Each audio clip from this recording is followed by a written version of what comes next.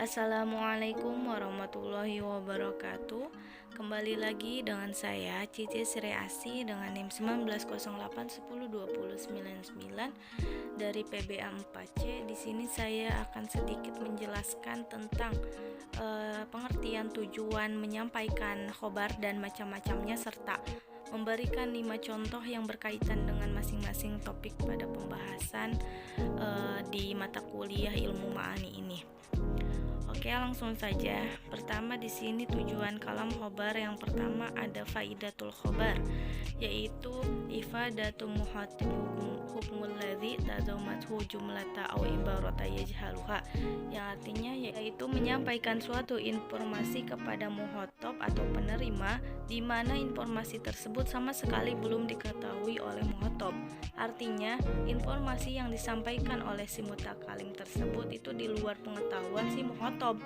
Dengan kondisi seperti ini, maka si mutakalim selaku pembawa informasi, dia dituntut menyampaikannya dengan benar selama si muhotob belum mengetahuinya. Informasi ini mencakup ilmu pengetahuan, sejarah, agama, seni, budaya, dan lainnya.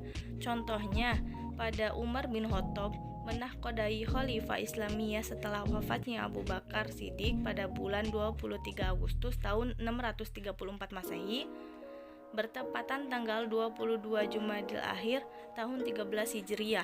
Penyampaian informasi sejarah seperti ini dimaksudkan untuk memberitahu muhotob terkait sejarah Khalifah Umar bin Khattab.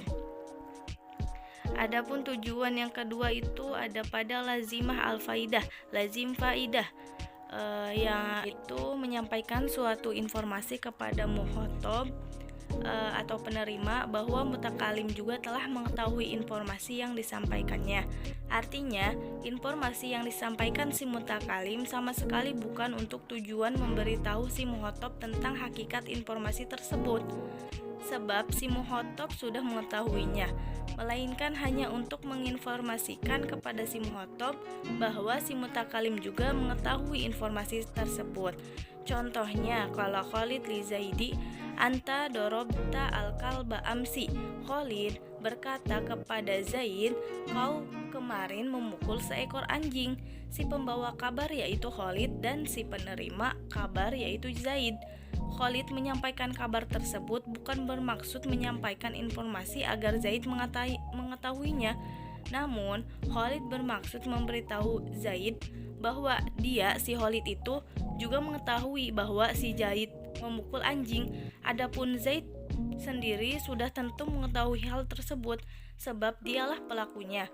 Artinya, si penerima kabar sama sekali tidak mendapatkan faidah dari informasi yang disampaikan. Pola kalam khobar atau informasi seperti ini pada umumnya untuk ungkapan sebuah pujian, celaan, atau teguran.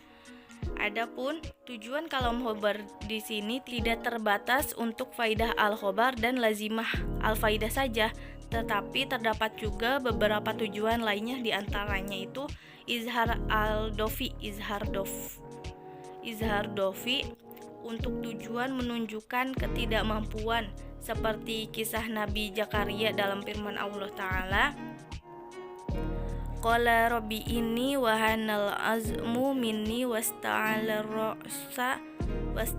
ra'su syai'an walam akum bidu'aika rabbi syakiyan. Surat Maryam ayat 4, yang artinya dia Zakaria berkata, ya Tuhanku, sungguh tulangku telah lemah dan kepalaku telah dipenuhi uban, dan aku belum pernah kecewa dalam berdoa kepadamu ya Tuhanku. Selanjutnya itu ada istirham atau istitof untuk tujuan meminta belah kasihan, seperti kisah Nabi Musa dalam firman Allah Ta'ala, fasaqalahuma tsumma tawalla ila zolla faqala rabbi inni lima anzalta ilayya min khairin fakirun. Terdapat pada surat Al-Qasas ayat 24, yang artinya maka dia Musa memberi minum ternak kedua perempuan itu. Kemudian dia kembali ke tempat yang teduh lalu berdoa, ya Tuhanku, sesungguhnya aku sangat memerlukan sesuatu kebaikan atau makanan yang Engkau turunkan kepadaku. Adapun selanjutnya ada izhar al-tahasur atau at-tahazun untuk tujuan menunjukkan suatu kenistaan atau kesedihan, seperti kisah dilahirkannya Siti Maryam alaihissalam dalam firman Allah Ta'ala, fa'lamma wada'atha qalat rabbi inni wada'tuha unsa wallahu a'lamu bima wada'at wa laysa dzakaru kal unsa wa inni samaituha Maryama wa inni ya'iduha bika wa dzurriyyataha minasyaitonir rajim. Terdapat pada surat Al-Imran ayat 36 yang artinya, maka ketika melahirkannya dia berkata, ya Tuhanku, aku telah melahirkan anak perempuan, padahal Allah lebih tahu apa yang dia lahirkan, dan laki-laki tidak sama dengan perempuan, dan aku memberinya nama Maryam, dan aku mohon perlindunganmu untuknya dan anak cucunya dari gangguan setan yang terkutuk. Ada pula tujuannya itu al-madah untuk tujuan memuji, ada al-hadsu al-ahjad untuk tujuan memotivasi, ada al-fahru untuk tujuan kebanggaan atau kesombongan, ada at-tazdir untuk tujuan memberikan perhatian. Adapun macam-macam dan contoh dalam kalam khobar di sini ada. Pertama, kalam khobar ibtidai. Khobar ibtidai adalah apabila mukhatab tidak mengetahui tentang berita tersebut dan berita yang disampaikannya tidak perlu menggunakan taukid. Contohnya, abuka maridun, artinya ayahmu sakit. Ada pula contoh siyabu jafun, al-majra'atu wasi'atun, abuka nasyitun, akhuka jamilun. Yang kedua, khobar tolabi. Ini adalah apabila mukhatab ragu-ragu atau bingung mengenai kebenaran suatu berita dan diharapkan mukhatab menjadi yakin akan kebenaran berita tersebut. Berita yang disampaikannya ini lebih baik menggunakan taukid. Contohnya, inna abaka maridun, sesungguhnya ayahmu sakit. Contoh lain, inna abaka nasyitun, inna akhaka jamilun, inna majra'ata wasi'atun, innal qalba mutafarriqun. Dan yang terakhir ada khobar ingkari, yaitu apabila mukhatab mengingkari kebenaran suatu pernyataan yang disampaikan.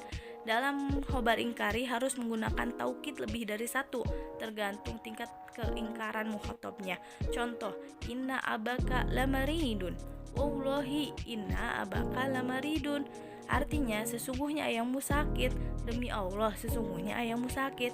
Contoh lain, lakana bina'u nazifan, a'lamu anna jadata nasyitatun, wallahi anna fi subang qad kana mutakallamu kaslanan.